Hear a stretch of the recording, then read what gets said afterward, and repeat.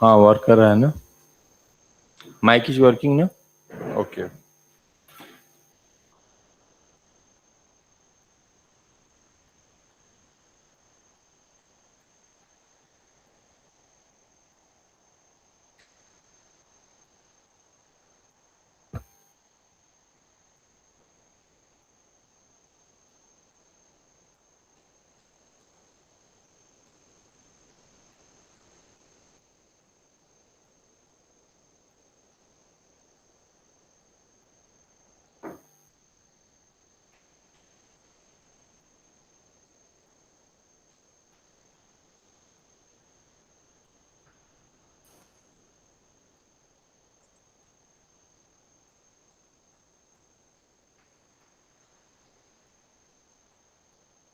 Yuval sir, have you joined?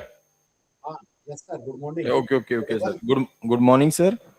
So I think we should start the session. Our resource person has joined, Dr. Yugal Kumar. I am going to introduce about him. Dr. Yugal Kumar is currently working as associate professor in the Department of Computer Engineering, School of Technology Management and Engineering, NMIMS Chandigarh campus. He has published more than 120 research papers in reputed international journals like soft computing, neural computing and its application, applied intelligence, evolutionary intelligence, obesity medicine, wireless personal communication, engineering with computers, journal of intelligent and AMP, fuzzy system, etc. More than 22 research papers are presented in international and national conferences.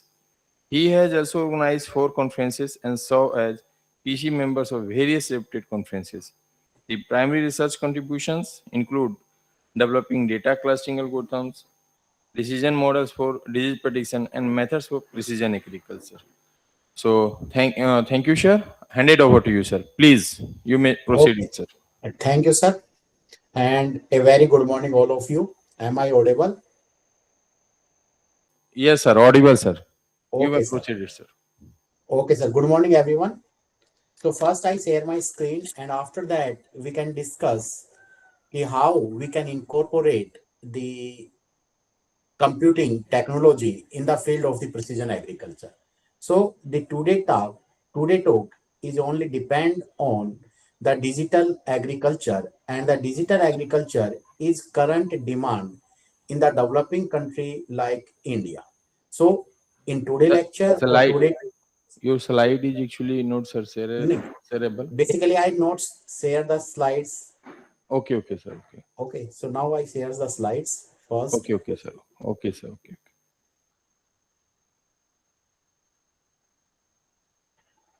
I think my screen is visible now. Uh, yes, sir. Yes, sir. Visible, sir. And the slides is also visible. Yes, sir. Sure, sir. Okay.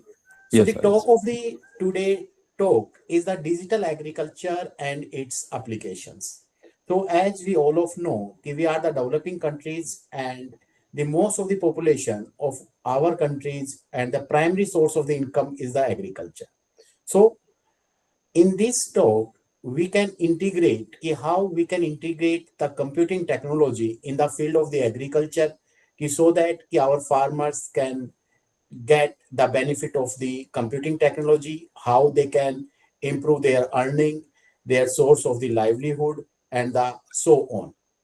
Okay, now I start my lecture by discussing the digital agriculture and its applications.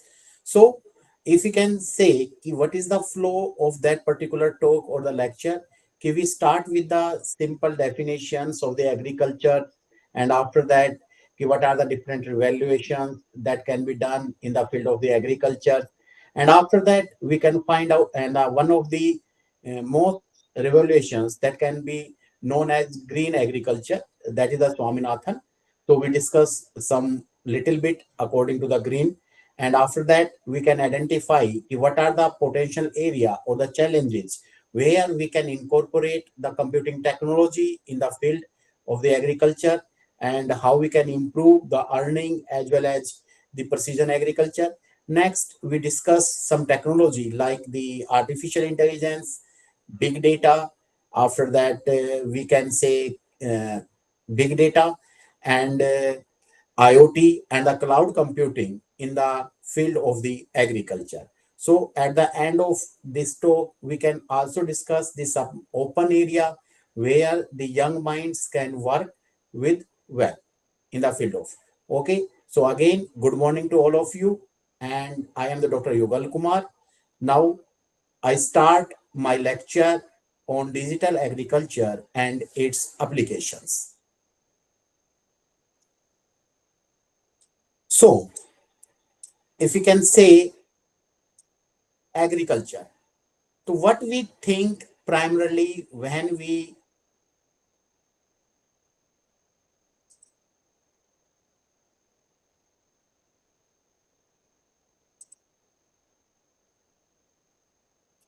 we think about the agriculture.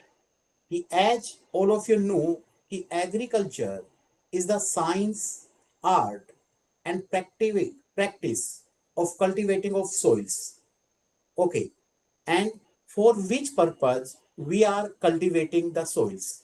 Because we are producing crops, and that crops can be used for the raising of the livestock and further degree of preparation and marketing of the result product. So if you can think about the agriculture, so agriculture is a process. It is not the 1 or 2 day process. It is the process of the months.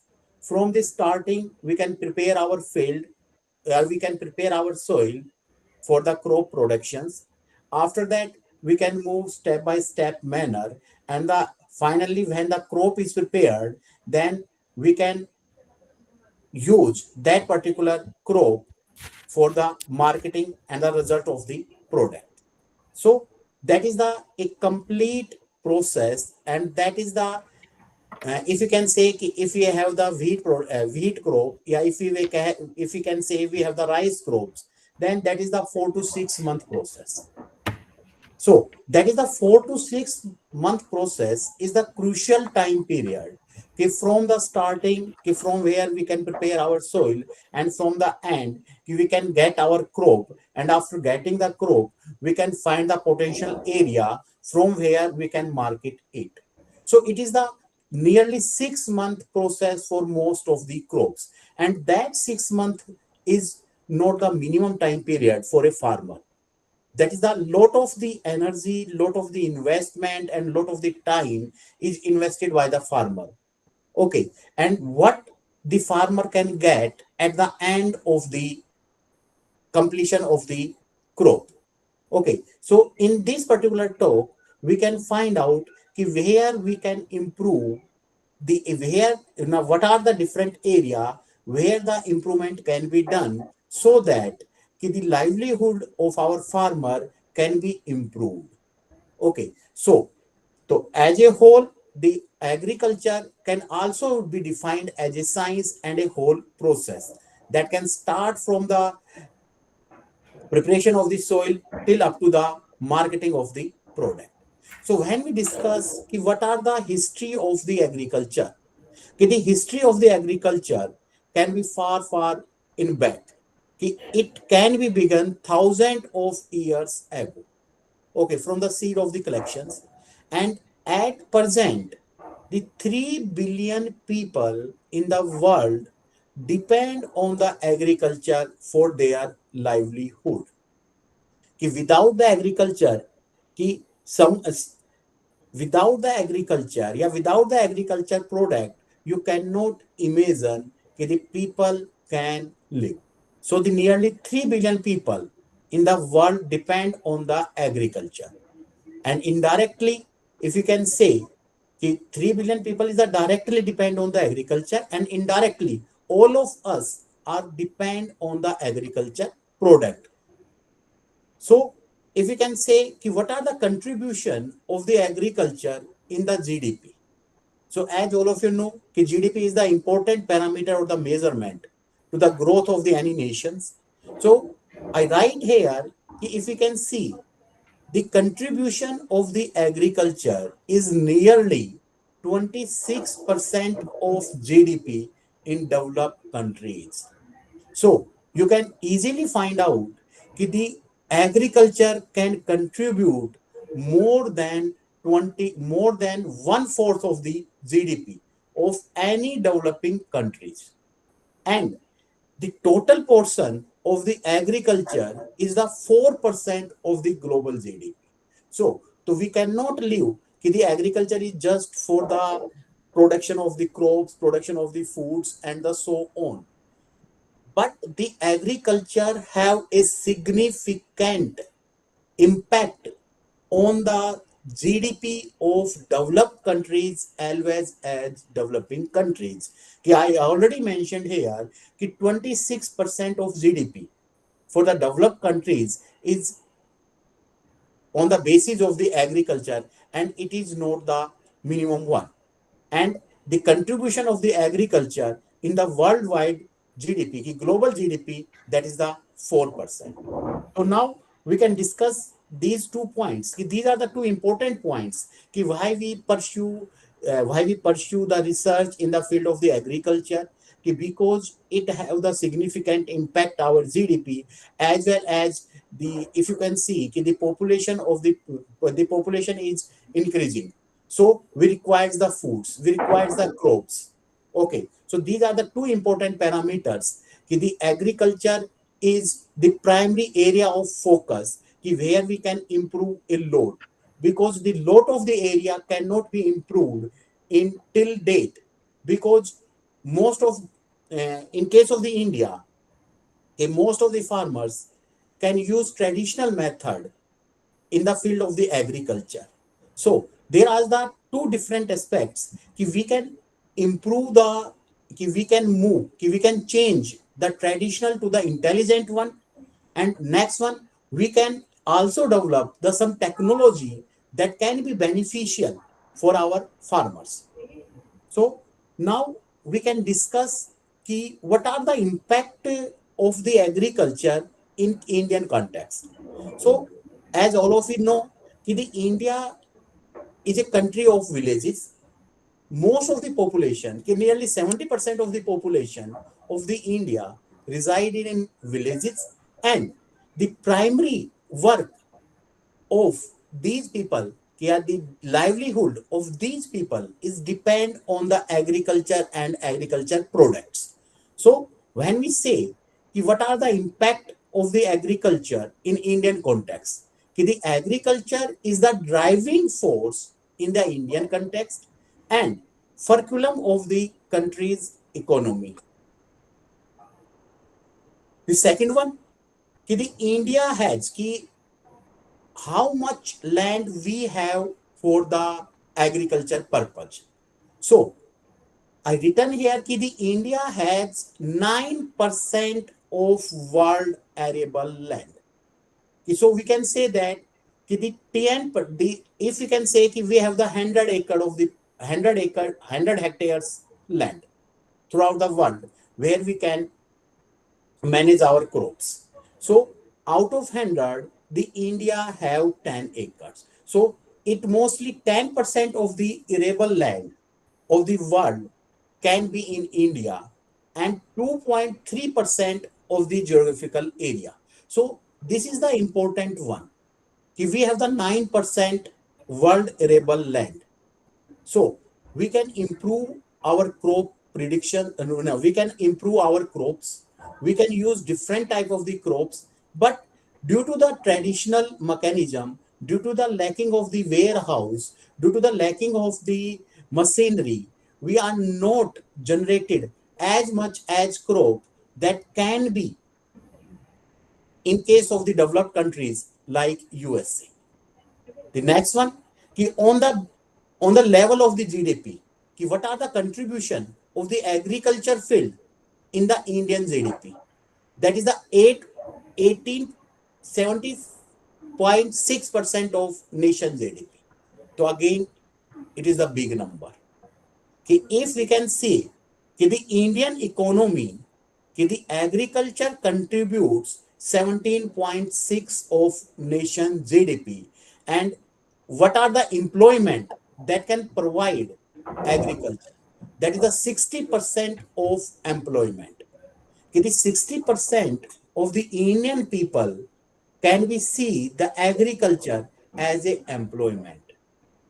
They earn the employment by means of the agriculture, and our 70% of nation population for the livelihood. So these are the three important points in the Indian economy. The agriculture contributes 17.6% of the nation's GDP. That is a big number. Again, it can provide 60% of the employment. If you can see the agriculture as employment, as a business point of view, again you can find out the area where we can improve. We can only for example, we are most of the farmers go with the traditional crops like maize, like mustard, like rice, like wheat. So there can be a paradigm shift. We can move from these traditional crops to the some others. Like we can move to the avocado, we can move to the dragon fruit, we can move to the flowering. So these are the crops where the individual farmer can enhance their livelihood as well as the source of income, and can generate more employment opportunity. But if we can move such type of the crops, then we must have good transportation facilities, good logistic handling, good number of the level marking, and good number of the warehouse.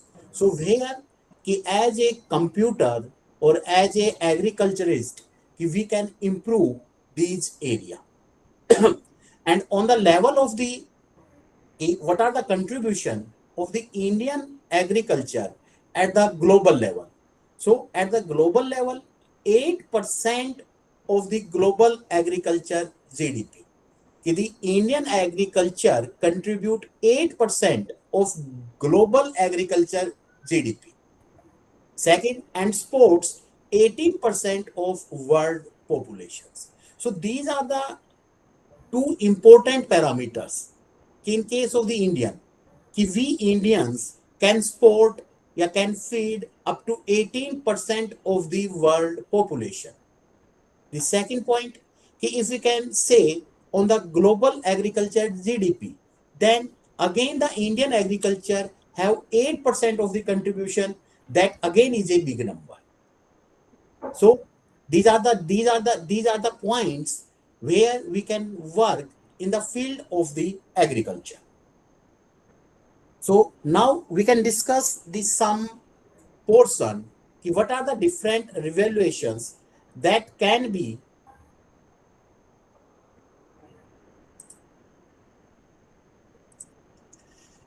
revelation to address the need and challenges evolving day by day.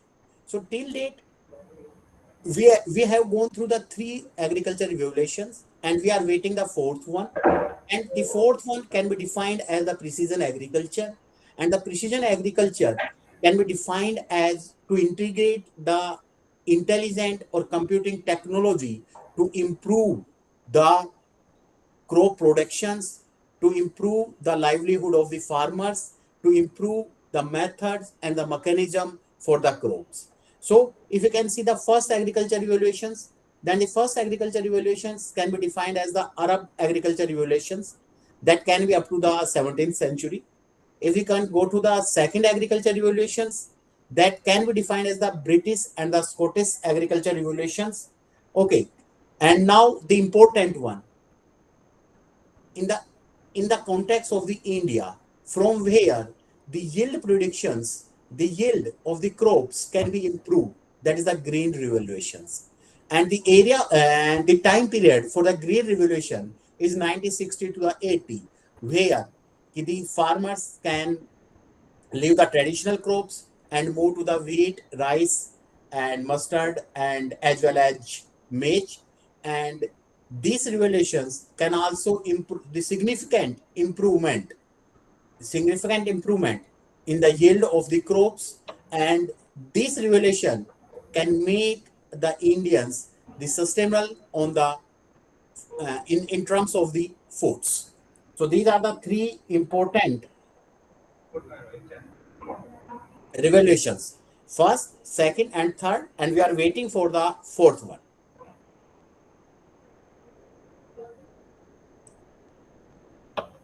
So these are the some brief point you must know. Without the discussing these point, we cannot move the fourth one. So if we can go through the first agriculture revolution that can be defined by the Watson in 1974, they observed in the Europe and Islamic nation. Described by the Antino in 1876, and I can say what are the period.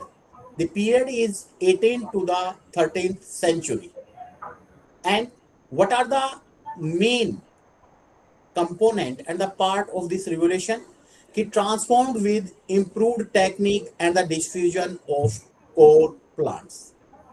Okay, how we can improve the techniques and how we can diffuse the crop plants, and the main focus on the sugarcane, cotton, and fruit trees.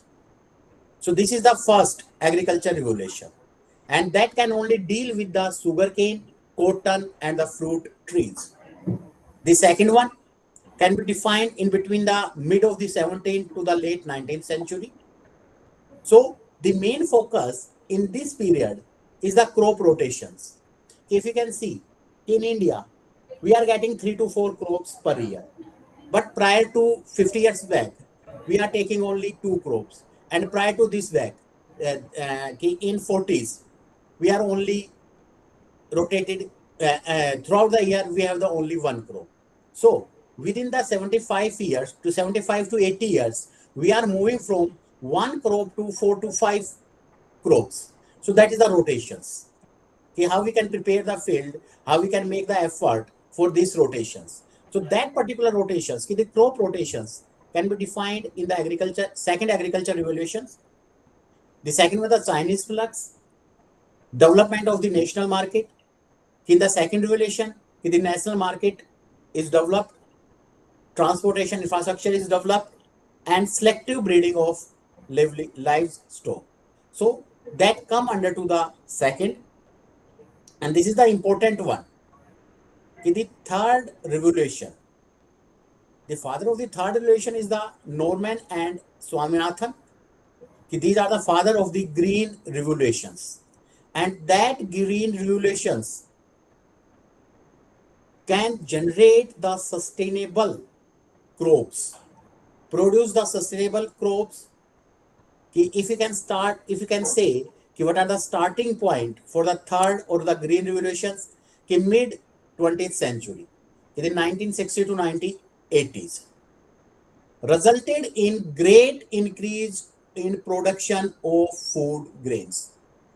As of now, the population of the world is increased.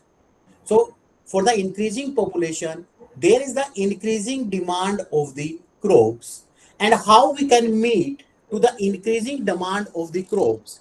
For this purpose, the green revolution comes into under, and that green revolutions can increase the production of foods in large number.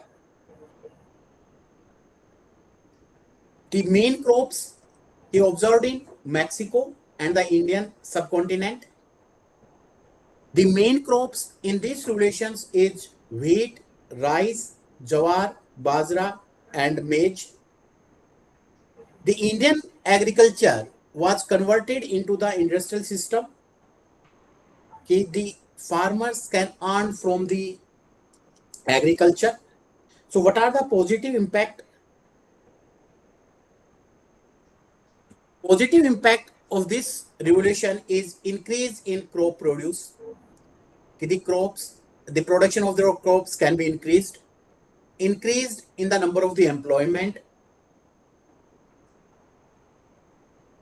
decrease in imports, it is self-sustainable. We can achieve the self-sustainable goal in terms of the food security and industrial growth. So these are the 4 positive impacts. So if you can see, what are the time period for the green revolution? The time period for the green revolution is the 96 to the 1980, and now we are in the 2026. So it is the almost 50 years back. At that time, what is the thinking we can self-sustainable on our food security. We can, whatever the number of the population we are enough capable to produce the food for all these population. So at that time, the criteria is to provide the food security. And to provide the food security, that is the green revolution. So if you can see, the green revolution can provide the food security in our countries. So that is the main challenges at that time. But now we are enough capable in the field of the agriculture. And if you can see, what are the other results of this green revolution? The industrial growth and the increase in employment. So these are two other points. The industrial growth can be improved. So the industrial growth can directly link it to the GDP. When you have the food security, you have the enough production of the foods, then the contribution of the agriculture in GDP is improved. As you already discussed, if we till date, the 70.6% of the GDP comes through the agriculture. Okay, so now employment is also increased by directly or indirectly. So in 2026 is our main target to make the crop profitable. We can achieve the food security, but we cannot achieve the target we can self-sustain a farmers. The agriculture can generate lot of the employments. So the next target is to the we can make the agriculture a profitable business. And how we can make the profitable business? Then the first point is to move the traditional cropping system to the non-traditional cropping system. What are the non-traditional cropping system? We can identify the crops that can provide the better amount. Suppose a farmer can grow the mustards, and if he can grow the mustard, then what the end he can gain? If he can say per hectare he will get 40 around about 50 to 60,000. But meanwhile, if a farmer can grow avocado, can grow dragon fruit, can grow kesar, can grow vegetable leaf, the time period for the vegetable leaf, the time period is low, but the return is high. So we can identify, so from this purpose, we can make our agriculture profitable, more employmentable. So that will be the target point for the fourth regulations, where the IT can play a major role. So the challenges, what are the challenges that can identify in the present day of the agriculture? The first challenge is, so these challenges we are discussed in terms of the Indian context. Few are, it is small and marginal farmers. As of now, we have the unsuitable farm income and poverty, because the lands belongs to the farmer is decay day by day. So we have the more than 50% farmers, nearly 50% farmer, they have only 1 hectare, 2 hectare of the lands. So what they thought, what they think, they are simply use wheat and rice for the stock purpose. So if we can move, so that is the first challenges, the small and the marginal farmers, unsuitable farm incomes and poverty. Unsuitable farming practice leads to the soil degradation and water stress. Day by day, the water level in India is decreases. So how we can improve these water stress?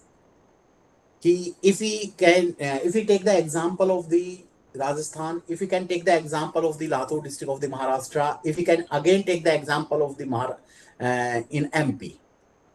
So there is the scarcity of the water, especially in time of the summer.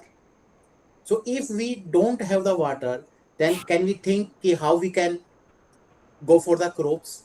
So we have the better water management, yeah, irrigation techniques. So that is the area where we can work. Second, the soil degradation. So now we can take the another example of the landsliding. If you can take the example of the hilly states like Uttarakhand, Himachal, and the eastern region. In case of the rainy season, the landscaping is done. The most of the arable agriculture land can be destroyed due to landscaping. So that is the soil degradation. The again, we are using the too much fertilizers in our land for to improve the production of the agriculture, but the excessive use of the fertilizer can also lead to the soil degradations.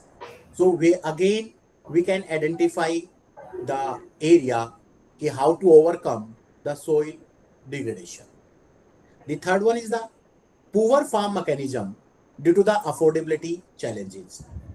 As you already discussed, the 60%, the agriculture can provide a 60% of the employment, but on the dark side, the 40 to 50% of the farmers have the small or marginal land.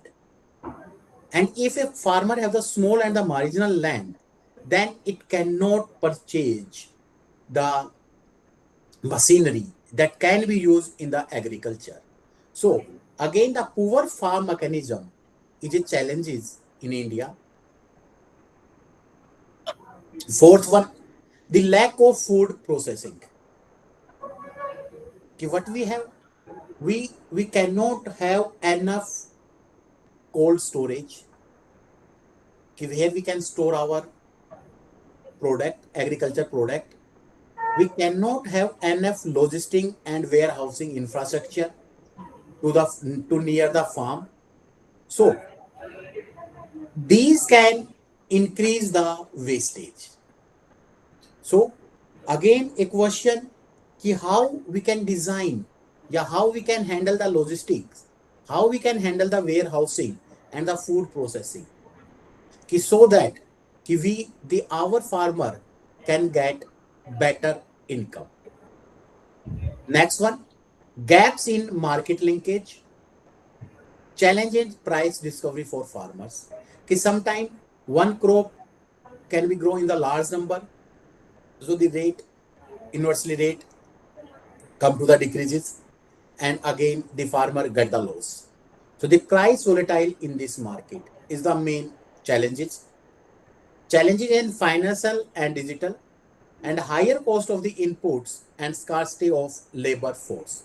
So these are the few challenges in the presently in the agriculture, but we can work on the 4 to 5 challenges as a computer science.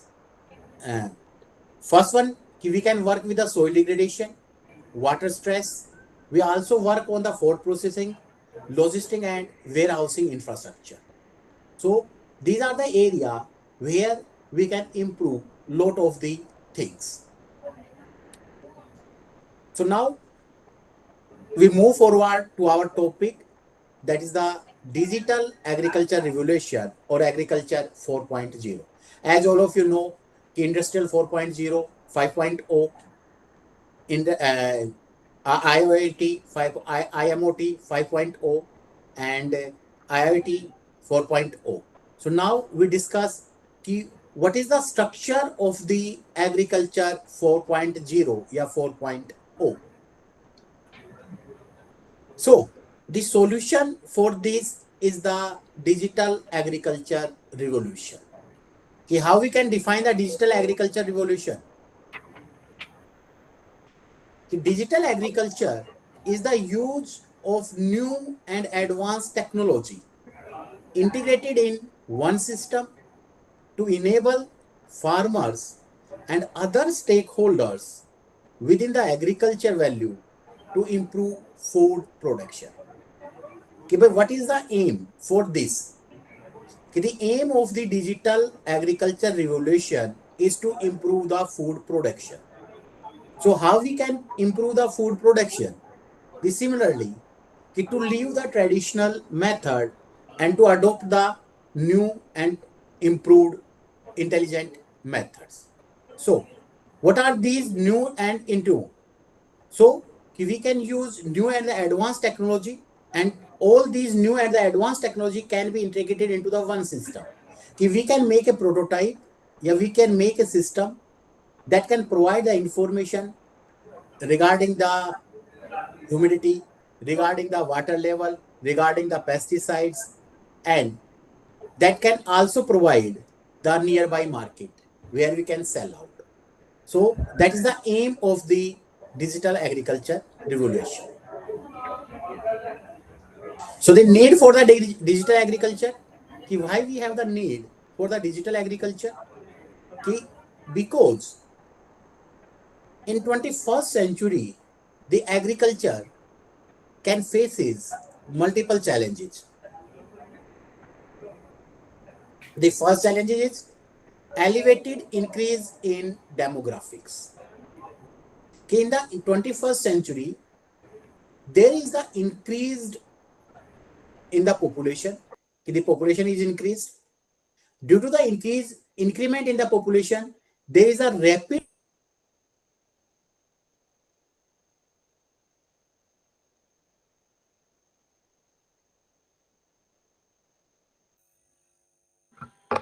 Sir, can you please unmute?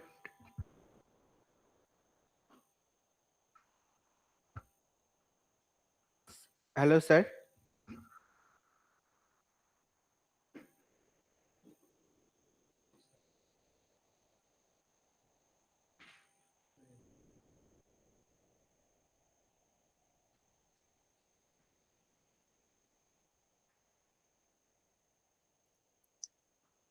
Now, am I audible? Yes, sir. Please.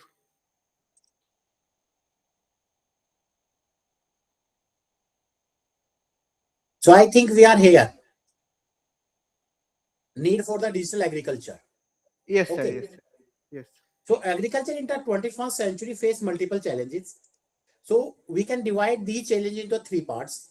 The first one is the elevated increase in demographic. Due to the increased number of the population, there is a rapid urbanization. And due to the rapid urbanization, the urbanization can be done on the rapid urbanization can lead to the decreased number of the arable land. The second one is the depletion of the natural resources. But due to the urbanization, due to the increased number of the populations, what are the after effect of this? We have the degraded farmlands. If you can take the example of the Delhi NCR capital, yeah, if you can take the example of the any state capital, what do you think? The boundary of the capital is increased rapidly in 5 to 10 years. If you can take the simple example of the Delhi NCR. So now at a time there is the only one city, that is the Delhi. And after around in the Delhi, all are the farmlands. But if you can now think in 2026 around the Delhi, there is the five cities. Delhi, Gurgaon, Ghaziabad, Noida, okay, Faridabad. So due to this rapid urbanization can decrease the farmlands. So that is a depletion of the natural resources. Next, deforestation. We also deforest.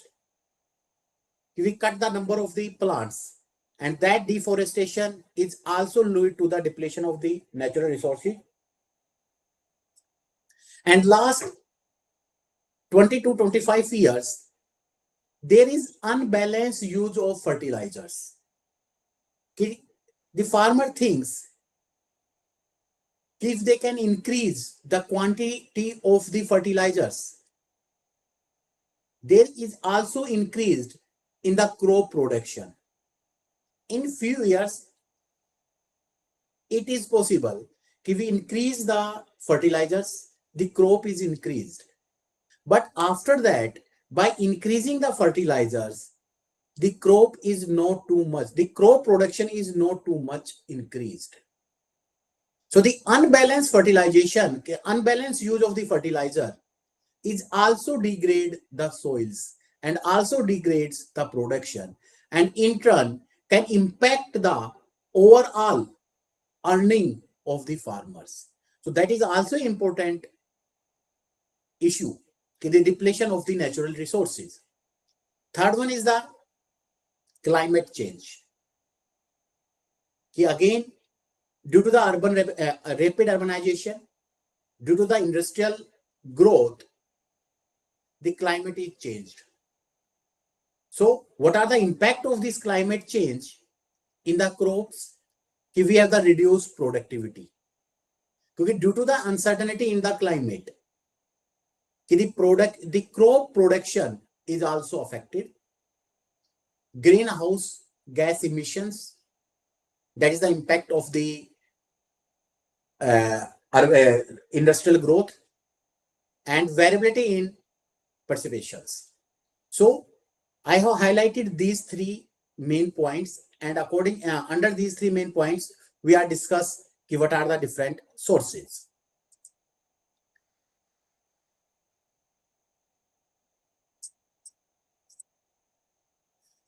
So this is a simple pictorial representation what we discussed in the last slides.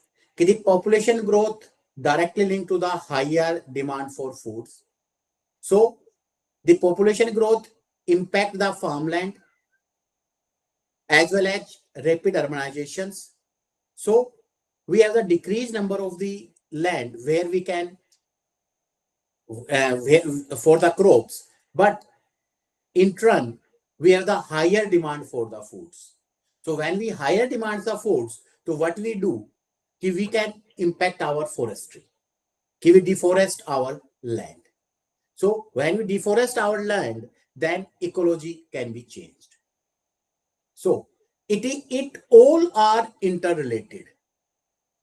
If you can see, in 2050, the 10 billion population, the world population is the 10 billion, and 70% more food to be produced by farmers.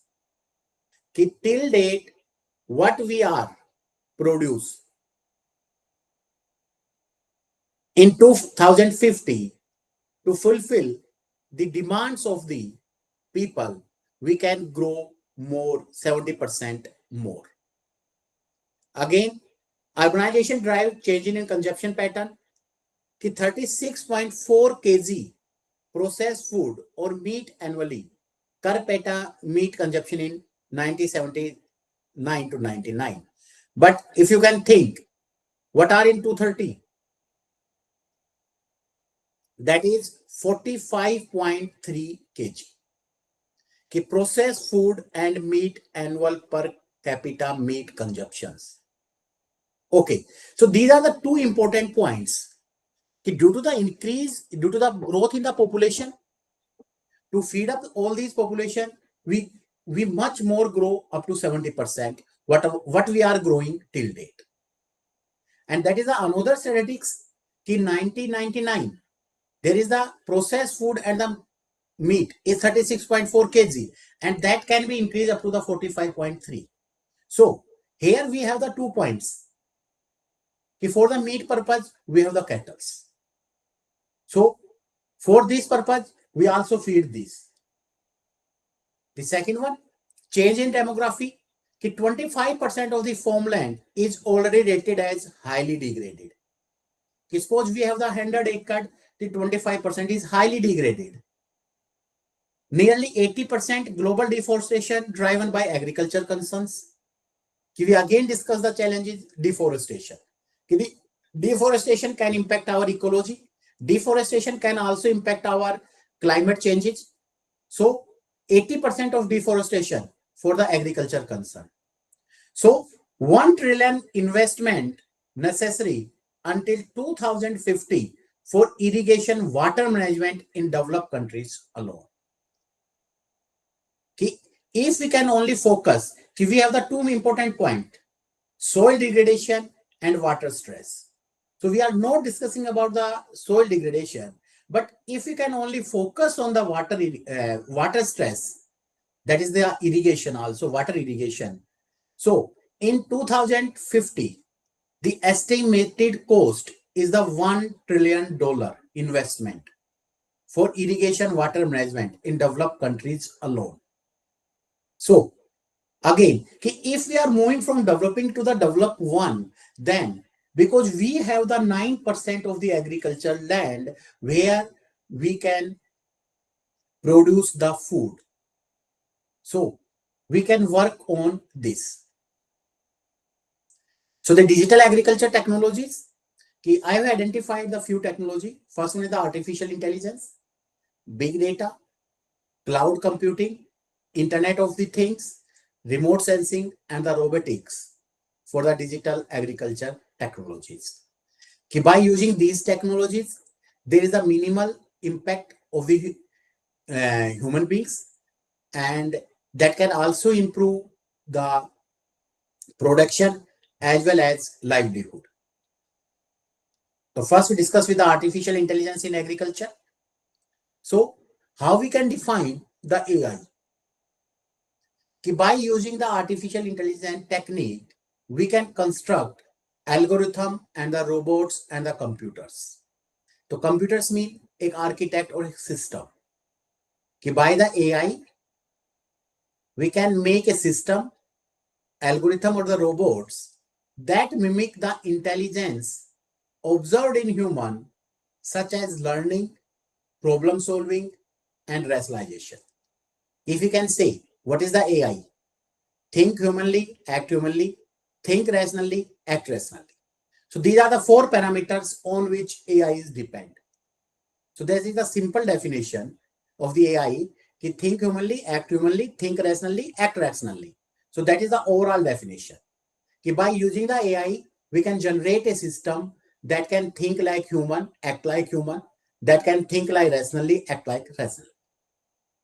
So unlike the traditional computing, AI can make decisions in the range of situation that have not been pre-programmed in a human. If, for example, we have the humidity sensor.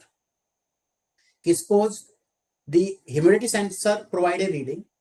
If the reading is below a specific point, then irrigation can be start automatically. So there is a lack of the intervention of the human. Okay. Second one, suppose we have the 1 hectare of the land. In few points, again we take the same example, the humidity temperature, again the humidity sensor. For few spots, there is a lack of the humidity. The humidity is below the significant digit. But the rest of the area, the humidity level is upper the significant digit. So we can design our irrigation system in such a way that we can only provide the irrigation affected area. So that is the one of the example. The second one is fertilizers or weed. Suppose how we can use the fertilizers in our farmland. So again, we have the different sensors through which we can measure the phosphorus, nitrogen, oxygen, and so on. So we have the reading of all these, and according to these, we can design a system that can provide what are the sufficient quantity to given that particular crop. So vision. What is the vision of the AI? Why we incorporate the AI in the field of the agriculture? So the main vision of this to transform the state of agriculture by deploying emerging technology and inclusive and sustainable way. That is the main aim of the AI. So the application of the artificial intelligence in case of the agriculture.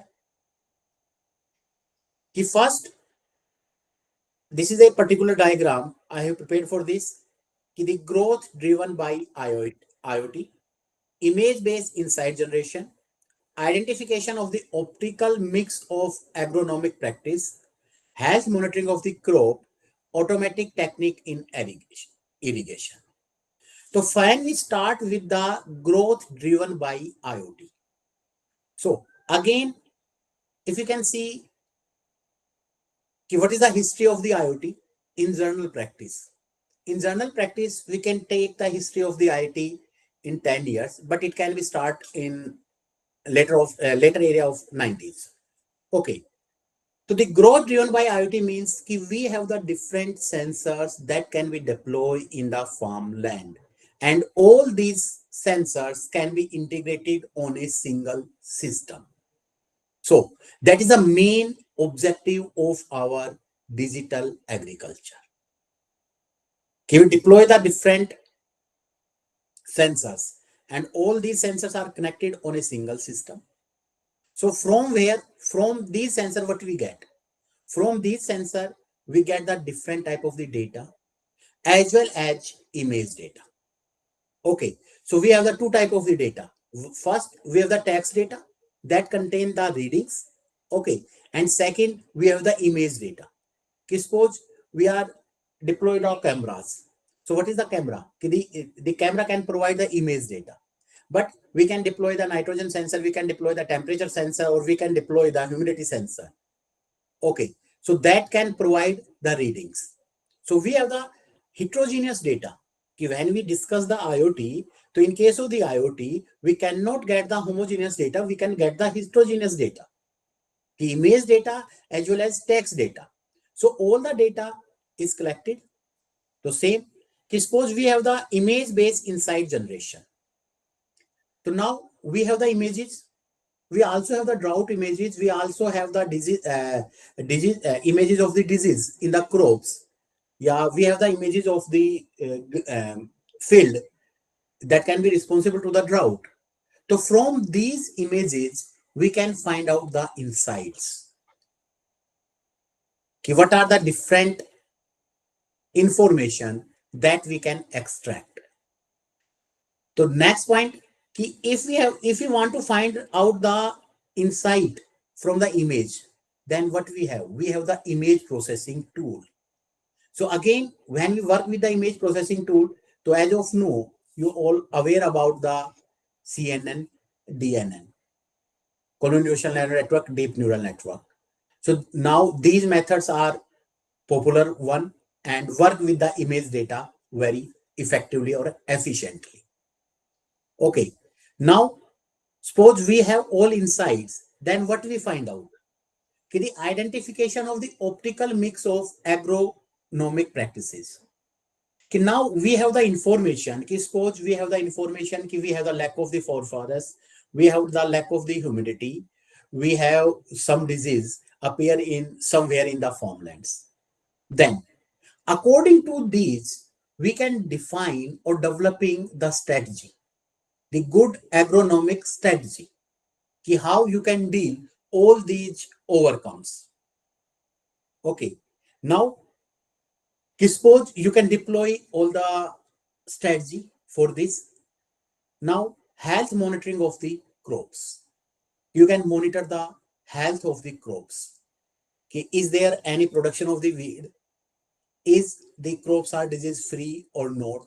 So all these are can be monitored by using the artificial intelligence technique.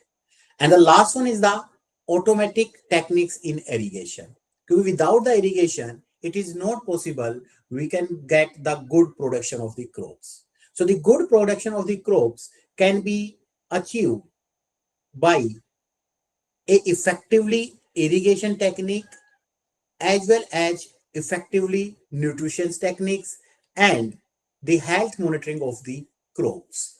So by designing a system, we can improve the production of the crops. So that is the one of the application where we can use the artificial intelligence technique in the field of the agriculture. And when we integrate the AI or an agriculture, then it will become the precision agriculture. So these are the some startups. Some work on the real-time farm-specific weather predictions, water usage. By using the artificial intelligence technique, smart irrigation technique, we can reduce the water up to 50%. Okay, so again, so what if you can reduce the water usage, then what are the challenges? Soil degradation and the water stress. So the water stress can be reduced. Okay, if you can reduce the water usage up to the 50% by intelligent technique, then water stress is reduced. So what are the impact?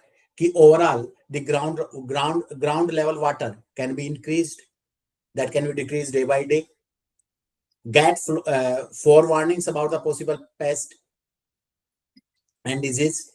If you have the image processing techniques, if some diseases appear in somewhere in the forms, then we can analyze it. We can easily identify which type of the disease we have, and we can again take the precautionary steps to overcome this particular disease. Rainfall alerts properly planned from the activates, manage and monitor the finance, and save up in disease and pest management cost. So these are the few area or few startups where we can work. If we can develop a rainwater prediction system, we can develop a disease and pest management system, we can develop a intelligent water irrigation system, we can also develop the weed identification as well as disease identification system. Okay, so these are the main objective to integrate the AI in the field of the agriculture. Big data in agriculture. So when we think about the big data, so the big data picture come, so the in 2005, 6 up to 2010, there is the challenging field, that is the big data. And at that time, the big data can be defined by the three V's: volume, veracity, and velocity. Now, the big data can be defined by 7 V's. So, why we say, how we can say that there is the big data in the agriculture? That can be related to our first point, that is the IoT, growth of the IoT. Because we have the different sensors that can be deployed in the farmland. And these different sensors, the task of these different sensors to collect the data. So when we collect the data, the size of data is large. The volume of data is large. The data is again heterogeneous because we have the different data. You have the image data as well as text data. And in case of the text data, again, we have the different format for all these data. So according to this, the big data came into picture in the field of the agriculture. We have the voluminous data, we have the heterogeneous data. Okay, and the data is changed by time. आपका data क्या हो रहा है, change भी हो रहा है. So that is the big data in the field of the agriculture.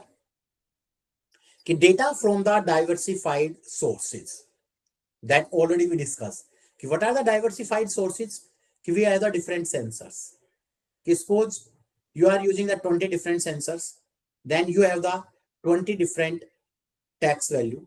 Again, you are using the some Chinese camera. Again, you are using the drones for the large scale. So you have the different sources from where you are collecting the data. Now, problem is that once you have the heterogeneous data, then how you can handle this heterogeneous data? Because the data is collected, and after data collection, what we do? We perform the predictions. That is the main task. Once we get the data, after getting the data, what we do? We perform the predictions. And when we perform the prediction, if data is heterogeneous, then the outcome is not good. Is it okay? कि if data is heterogeneous, then outcome is not good. कि the prediction outcome, the predictive accuracy is not so far good. So what we do? We can try to manage our data can be homogeneous. But once we have the different format, once we have the different sensors, once we have the image-based data, then we cannot say that we can convert all the heterogeneous data into the homogeneous one. So again, if you try to convert your heterogeneous data into the homogeneous data, then you can leave some important attributes. So again, if you left some important attributes, again the predictive outcome is not, the predictive outcome can be biased. So this is again the important area, how you can predict the actual information by means of the heterogeneous data. So again, you can design the algorithm that can work on the heterogeneous data. Suppose I take the simple example. I consider the CNN because we consider the CNN or DNN for the image-based data. Okay, so we can consider the CNN for the image-based data. Suppose we have some leaf that can be affected by the disease. So we have the picture of these leaves, and by picture of these leaves, we can identify the disease. Okay, the CNN can work good. The deep learning methods can good work on the image data. But same time, you have the information regarding the water irrigation. So what we require the temperature, we require the information, we require the information of the weather, we require the humidity information. So all these data is in text form. But if you can apply the deep learning model to the textual information, can you get the good predictive result? No, we cannot get the good predictive result. Okay, so what we do next? For the image, the CNN or DL model give the good result. But once we have the text data, then these are not giving the good results. So again, the question is, if we have the data, then how we can deal with that data? So we can design an algorithm that can work well with the heterogeneity of the data. Yeah, we can try to minimize the heterogeneity. So when we try to minimize the heterogeneity, what we do? We can map the data from lower dimension to the higher dimension. We can minimize the heterogeneity. So that is a simple example. To use the handle amount of the data transmitted from the IoT device, IBM Deep Thunder model. So that can consider the spectral images, and on these images that can be worked. So the framework for the big data for the precision agriculture. What we required? We have the different data source, sensor, archives, internet data, web GIS. Now we perform the data integration. In case of the data integration, we have the information of the soil moisture, we have the information of the nitrogen, temperature, real-time rainfall, production records, weather records, market records, social network, weather forecast, and spectral temporal data. Now we have a decision module. So you can understand that decision module as an algorithm that can be worked for the prediction purpose, for the classification purpose, for the clustering purpose. And decision are user end apps, smart control, smart planning, and smart prediction. So that is a general framework for the big data for the precision agriculture. And why we include that particular term, big data, because the nature of data. We cannot have a standalone data.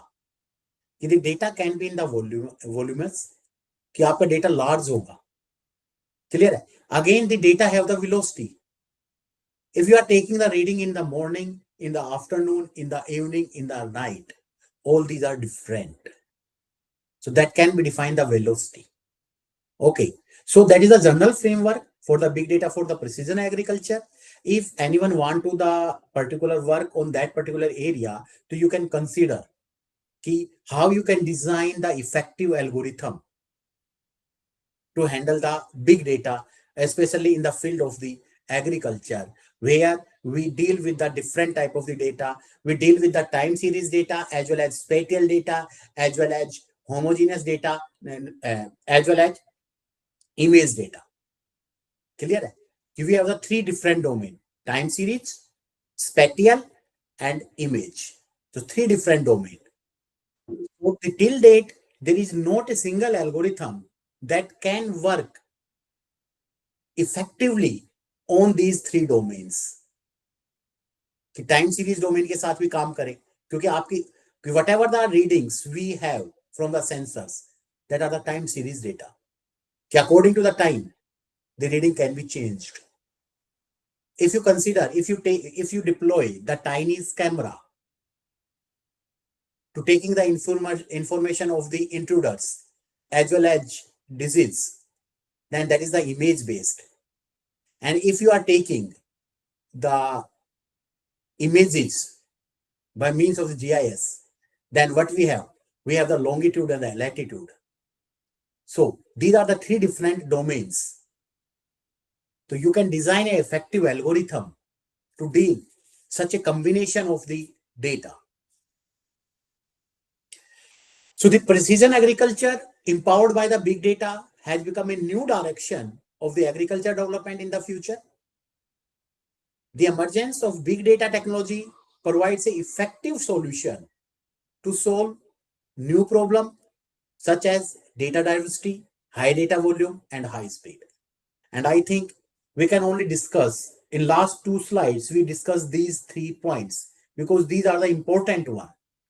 And the big data promotes the depth aggregation of multi-sourced data. So that is the role of the big data in the field of the agriculture. So these are some practical applications of the big data. कि change in weather, कि meeting the food demand, pesticide use optimization, supply chain management problems, yield prediction, and food safety. So if you can again think, if you can correlate these particular points to the challenges in present day of the agriculture, these are the same one. कि meeting the food demand due to the rapid urbanization as well as rapid growth in the population, there is the increased demand of the food. So where is the role of the big data here? The big data role is here to predict the change in weather, weather forecasting. Next, soil moisture, rainfall, temperature, to help in taking accurate and precise decision. Similar, pesticide use, what we have? We have the unbalanced use of the pesticides, and that unbalanced use of the pesticide leads to the soil degradations, and it is also impact on the cost. If we are using the higher pesticides, then the cost is increased and the benefit is decreased. So here we can develop the smart and precise application of pesticides and avoid overuse of chemicals. So again we can say कि avoid overuse of the chemicals. So what the pesticides contains? Nitrogen, phosphorus. These are the main important ingredients. So what we use? We use the nitrogen and the phosphorus sensors. Also we use the zinc and the sulfur sensors. So that by using the reading of these sensors, we can identify a particular area. If there is some particular area where there is a lacking in the significant digit of the zinc, phosphorus, nitrogen, and sulfur, so only particular field can be targeted rather than the entire farmland. So that leads to the balanced use of the fertilizers. The next one, the supply chain management. What is the main obstacle here? The obstacle is the grading. The second one is the logistic and the transportation. And third one is the warehouse.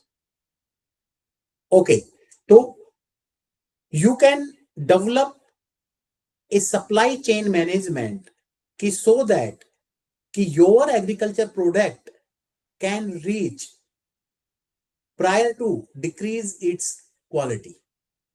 So in case of the tracking and the transparency of the food trucks and easy marketing facilities.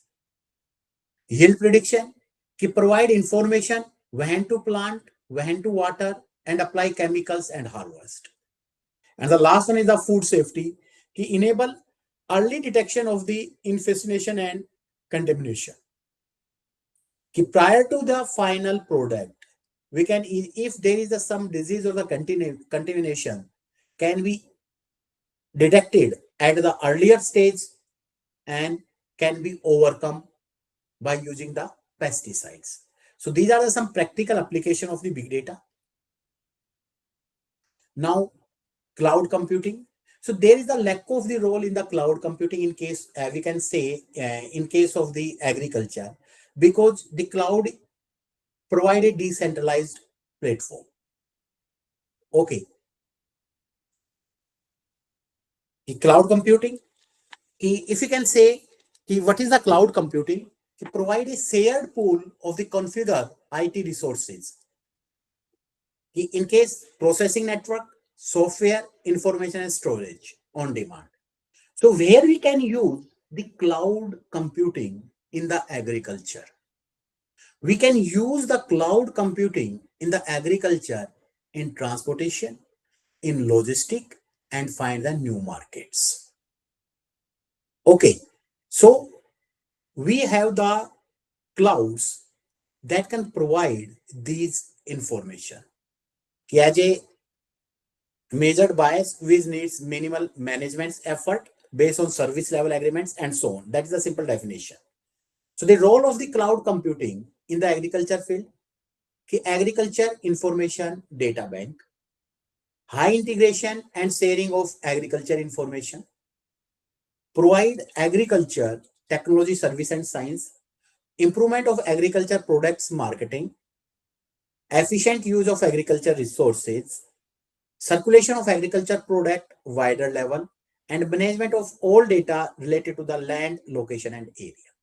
So if you can see here, there is the minimal use of the cloud, but have the significant role. So we already discussed in case of the transportation, in case of the new markets, okay, in case of the land location area, we require the clouds.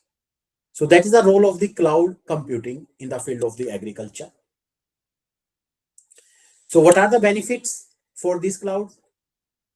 The data readiness. We can get the data readiness at any time and anywhere. Second one, the local and the global communications.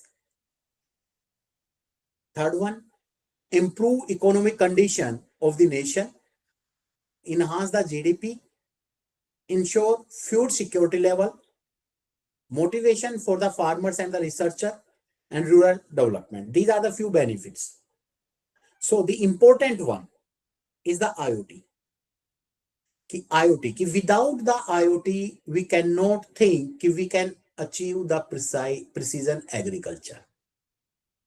Yeah, without the IoT, we cannot convert our agriculture in profitable business. So IoT is Internet of Things. The tiny devices that can be integrated. So this is a simple example. Here we are defining simple things. So now we can discuss some brief introduction about the IoT.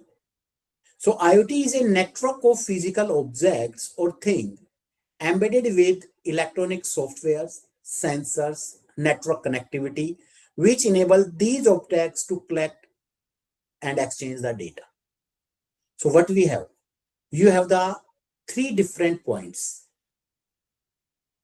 network connectivity, how the communication can be done among the different deployed IoT devices. That is itself a broad area.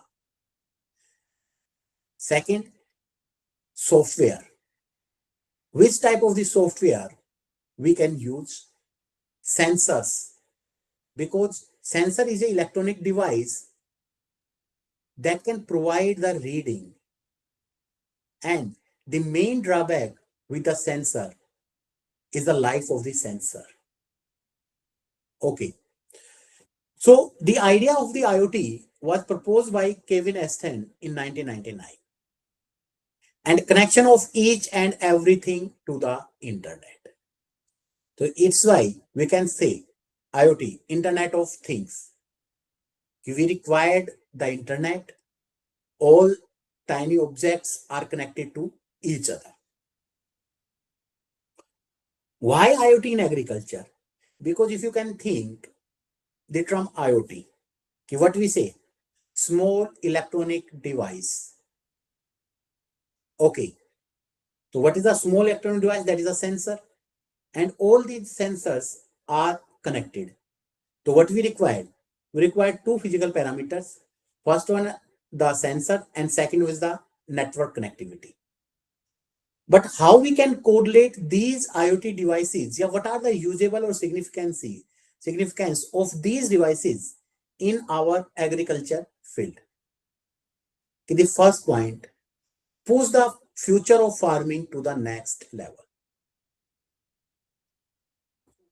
What are the future of farming to the next level? That is the automated, smart automation in farm agriculture. So how we can achieve the smart automation in the agriculture?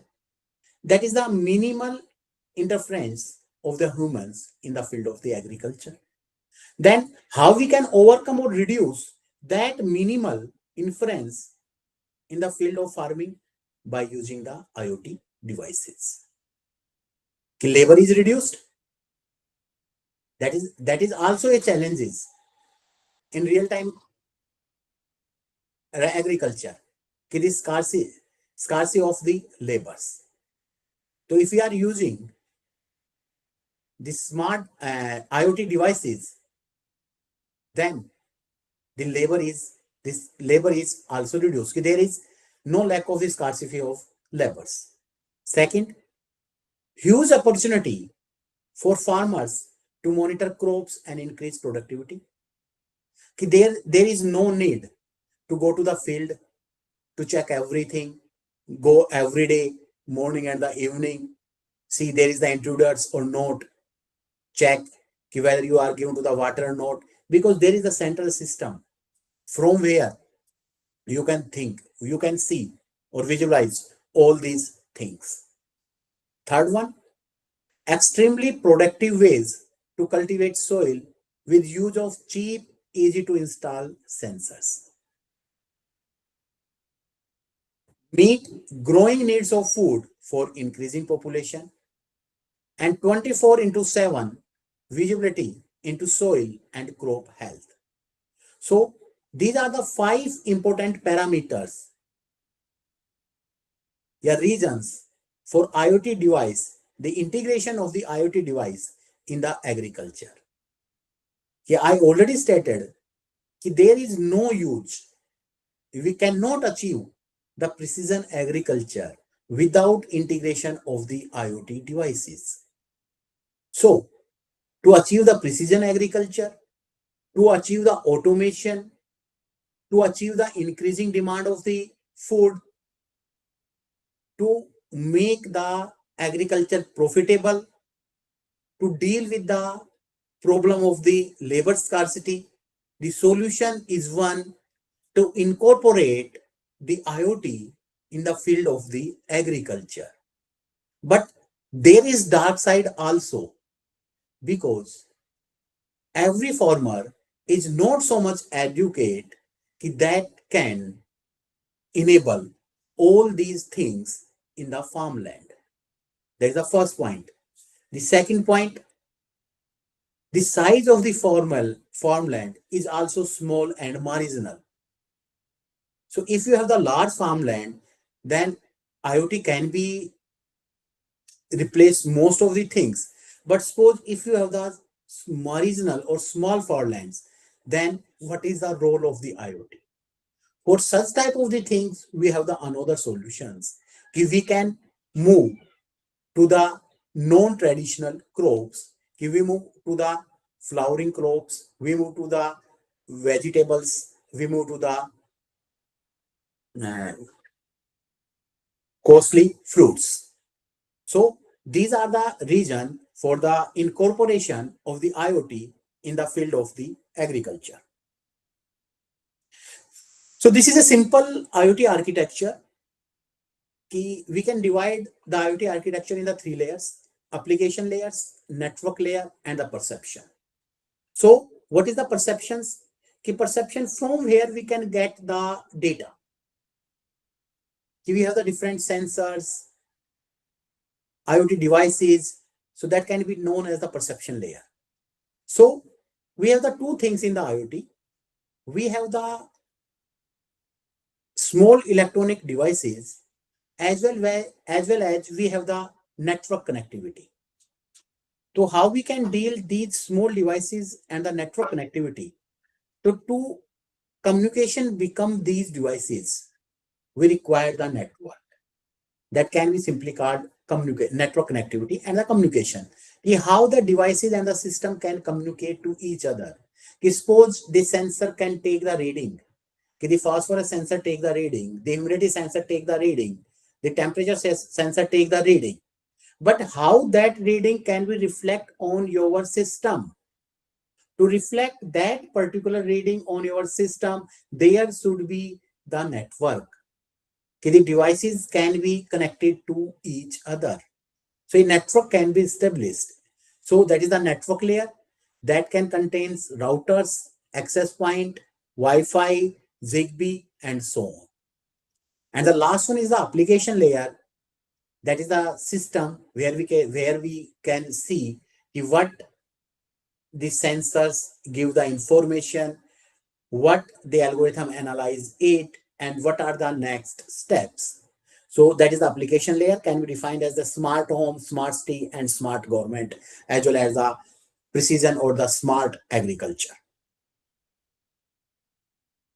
Application, in case of the smart irrigation, soil monitoring, how we can achieve the smart irrigation, because to overcome the water stress level, so what we do, from the rainfall prediction, from the weather prediction, or from the temperature, from the humidity and the temperature, we can get the values, and by processing these value, we can identify which particular area can require the irrigation.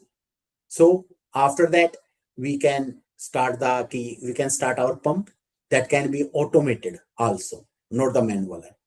Soil monitoring, what are the different nutrients that can be required for a particular crops. So we can also deploy the different sensor according to the crops. So again, we can get the values of these nutrients by the specific sensors, and on the behalf of this, the value of these, again a decision can be taken, and after that the particular nutrients can be given. Climatic conditions and monitoring, simple weather forecasting, crop management, from the starting up to the marketing level, how to manage the crops. Agriculture drones, for spray of the fertilizers, rather than the manual, we use the drones. So nowadays drones are widely used. Greenhouse automations, predictive analysis, pest and disease monitoring. So these are the some typical applications where IoT can play a major role in the field of the agriculture. And all these are itself a research area where anyone can work. Anyone can work on the smart irrigation. You can design a smart irrigation system. soil monitoring system, climatic condition monitoring system, crop management. In case of the crop management, you can also deal with the crop rotations that can be done in the second revolutions. If you can rotate the crop as per the health of the soil. Okay, so that can be done in case of the crop management. So advantage of the IoT, what are the different advantage why we incorporate the IoT in the field of the agriculture? Boosting soil fertility due to the smart corrections. We can enhance the fertility of the soil. So when we enhance the fertility, then we can balance the fertilizers on opposite side. Second one, saving fertilizers and the chemical crop protection agents. Controlling crop state and preventing its loss when stored. Increase machinery efficiency. Tracking processing line equipment conditions and monitoring state and location of farm animals. Your farmland can be safe by the intruders. So these are the few advantages of the IoT in the field of the agriculture. I cannot say few.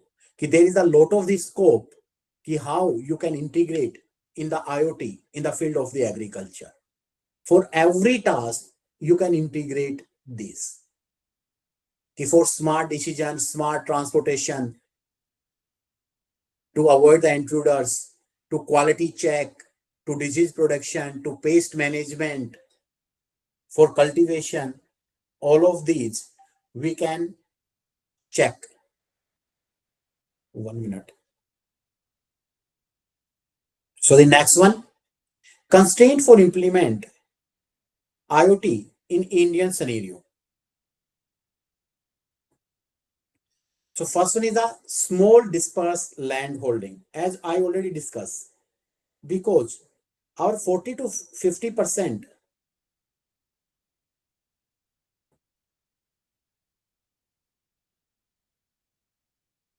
our 40 to 50% farmers have small and the marginal lands. Then cost of the IoT is on higher sides. So that is the one of the major area. Every farmer cannot afford the IoT solutions. The second one, complexity, scalability, and affordability of technology. Because our 60% employment is generated from the agriculture, but the education or the understanding level of farmers is not up to handle the computer-based system. So again, that is the issue, how the farmers can handle the complex technology that can be deployed in the farmland. So there is a need of the sufficient infrastructure such that we can train or educate our farmers. Again, we can communicate what are the advantages to deploy these things in the farmland and how they can improve it. So a proper infrastructure regarding the training and to enhance the skill of the farmer is required. And again, the country like the India, again, it is a tedious task. Internet connectivity and the availability. Because in case of the IoT device, what is the IoT? Internet of Things. We require internet connection. So when the data is transformed from IoT devices to the central system, there should be the good internet connection. But somewhere in the hilly regions and in the far away regions, there is a lack of the bandwidth of the internet.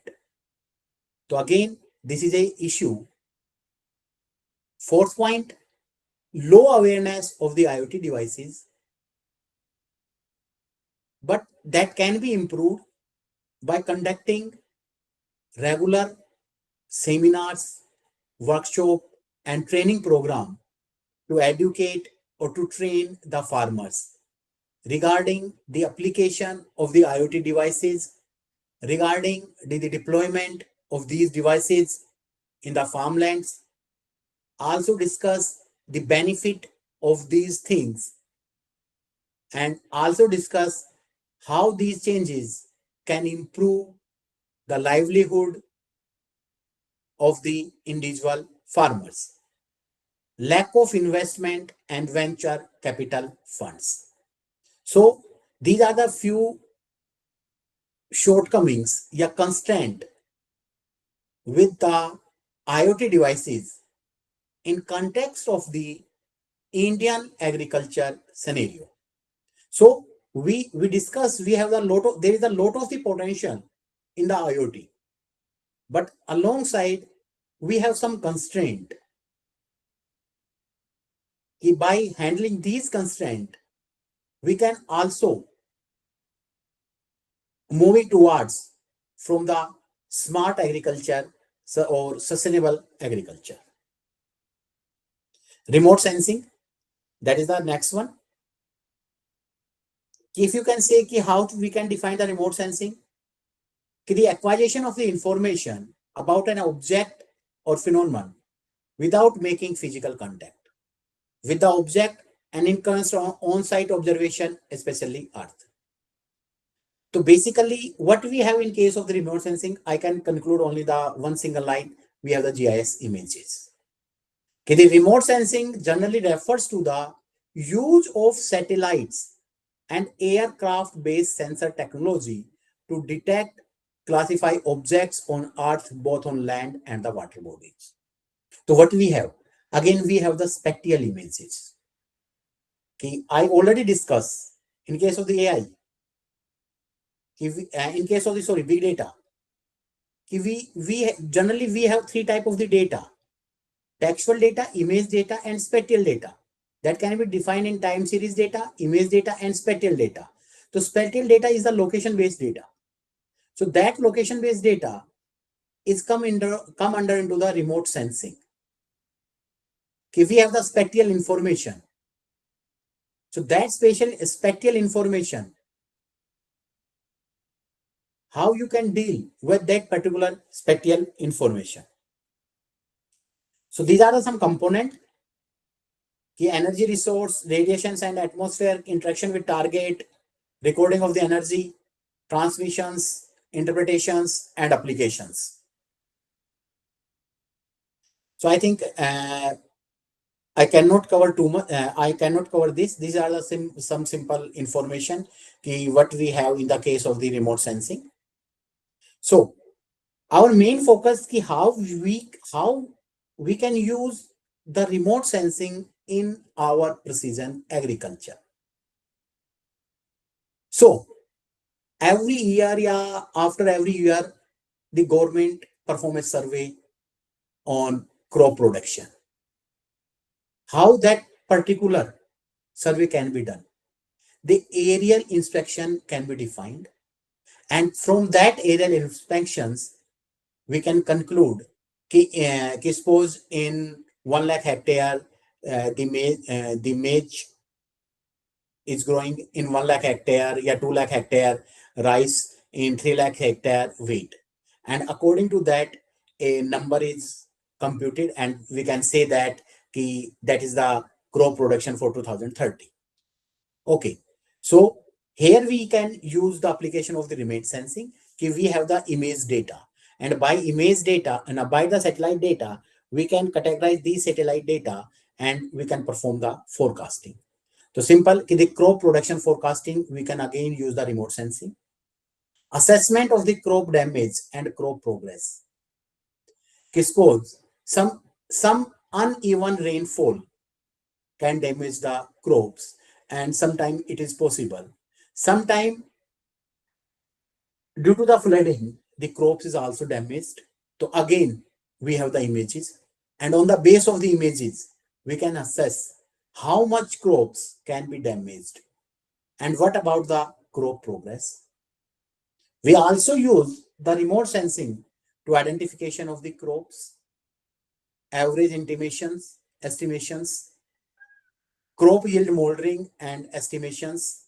So again, for the deforestation, we can again use the remote sensing. Again, for the rapid urbanization, we can using the remote sensing. For soil mapping, we are also using and also the droughts and water resource mapping. So all these area, whatever the need for the crops, can also predict or assessed by the remote sensing. So the remote sensing provide the images. By the remote sensing technology, we have the images. So in turn, we deal with the image data and we work on the image data. So advantage of the remote sensing over traditional agriculture survey, capability of the synoptic view, fast survey, repetitive coverage to detect changes, low cost involvement, higher accuracy, real-time data analysis, and hyperspectral data for increased information. So without going to direct the farmland, we can perform all these things under the one roof by use a computer and by use the intelligent algorithms. So the drone technology, how we can define, nowadays the drone are used in variety of the field for the transportation of the goods, for the transportation of the medicines. The drones is also used in the field of the agriculture for the basically for the spray of the fertilizers, for the spray of the water. So the potential to gap the human error and the efficiency in the traditional agriculture, provide accurate real-time temporal and the spatial data. So again, if we want to achieve the precise agriculture, we work with the data. Here is we have the temporal and the spatial data. So drone technology in agriculture. If we use the drone technology in the agriculture for irrigation monitoring, crop health monitoring and surveillance, crop damage assessment, field soil analysis, planting method, agriculture spraying, and livestock tracking. So what are the impact of these things?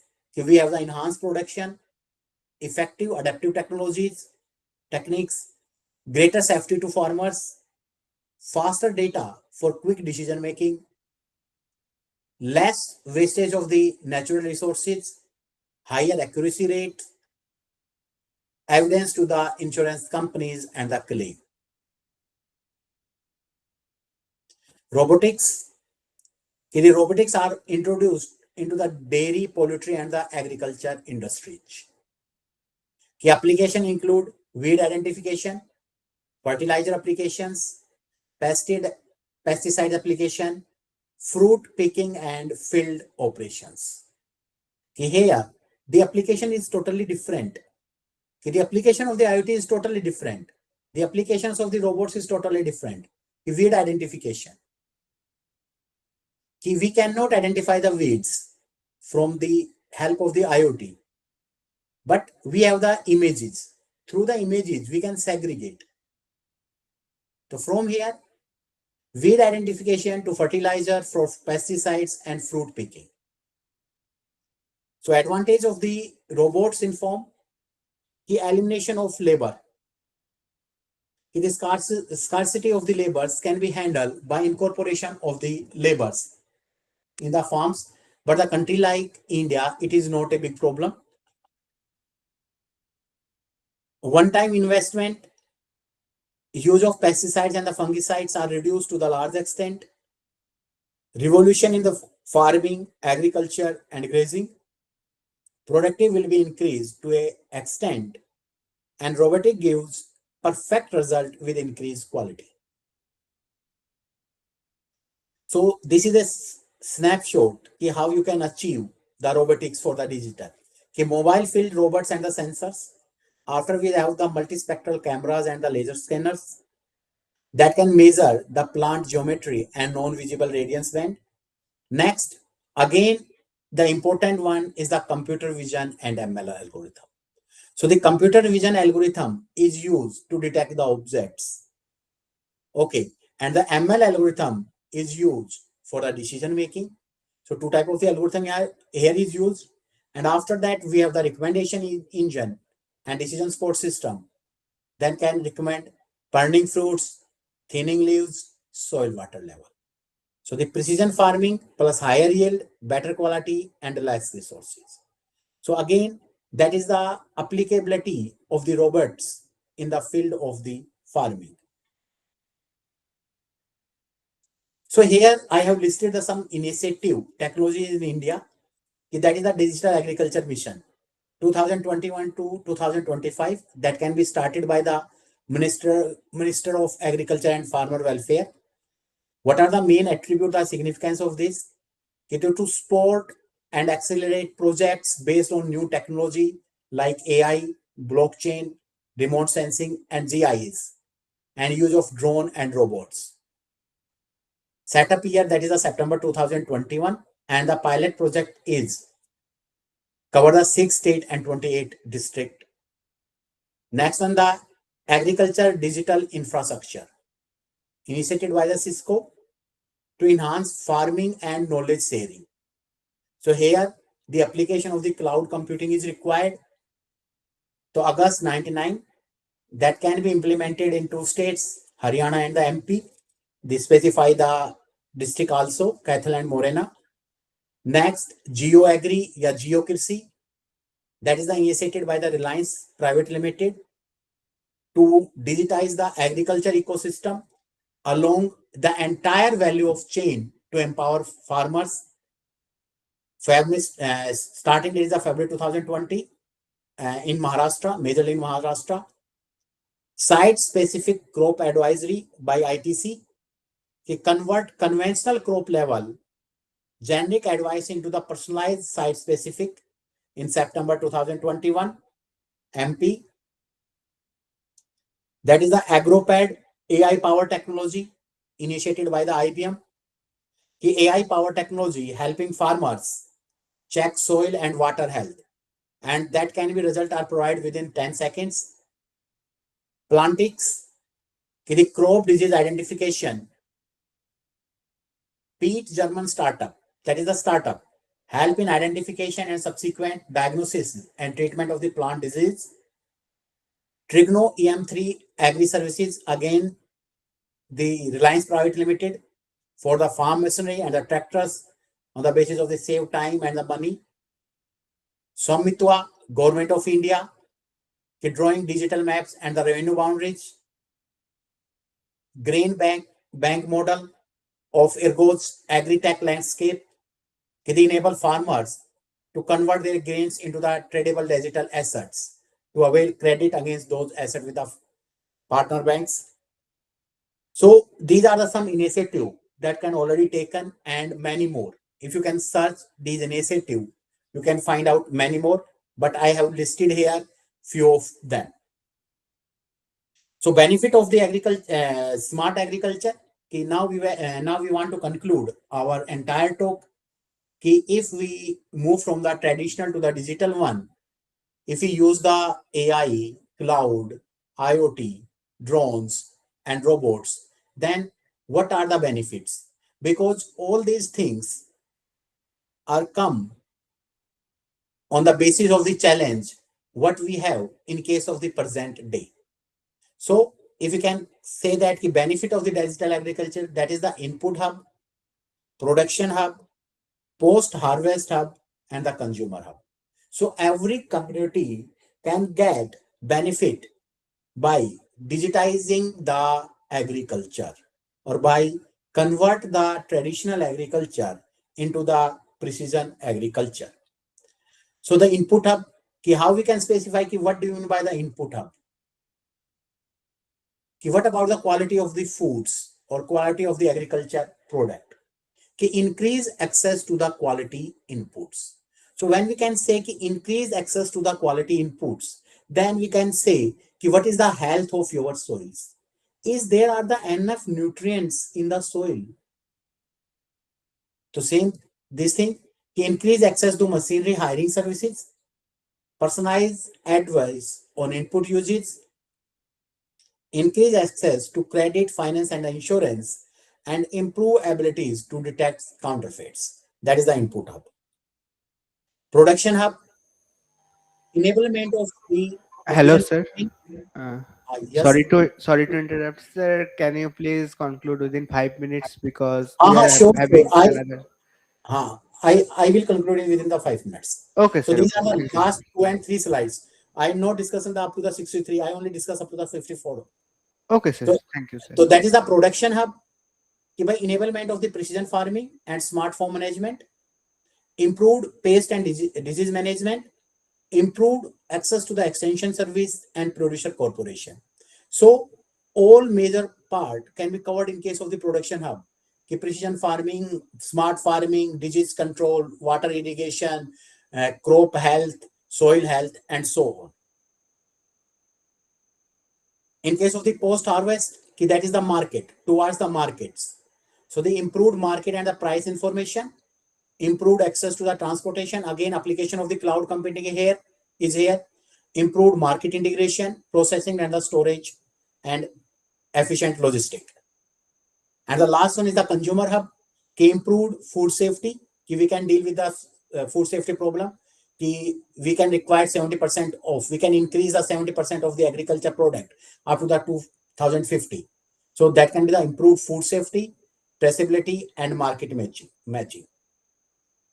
The barriers in the digital agriculture, lack of internal connectivity in the rural area, digital illiteracy, high input cost of equipment, awareness, small land holding, and renting and sharing practices. So I think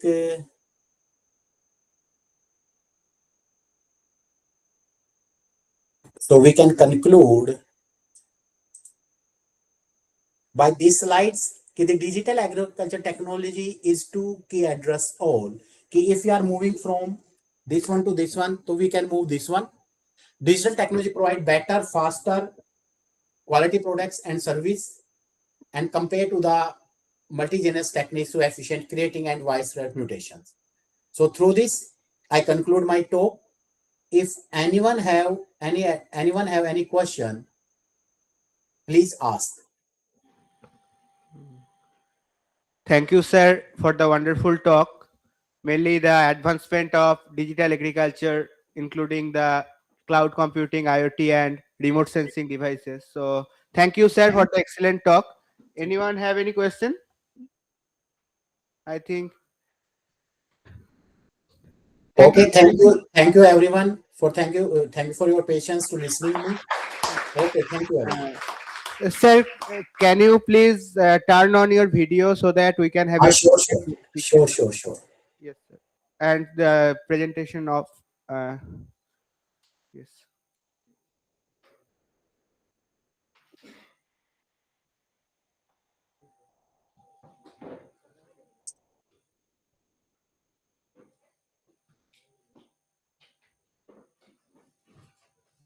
Is it okay? Can you, sir, please stop sharing? Title, talk of title. No, sir. You sharing stop, please, sir. Stop sharing. Okay, sure. Yes, yes, sir. Thank you, sir. It is fine.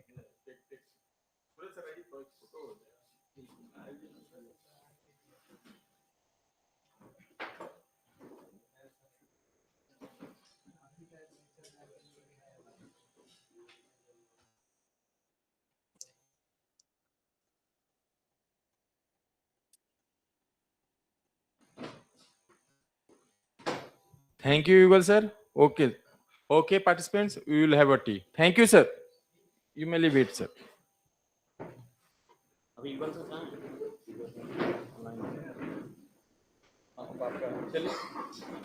have a tea break, please. Sir, you may leave it, sir. Thank you. We are having tea break. Okay, thank you, sir. Thank you for Okay. inviting me to give the talk. Thank you everyone.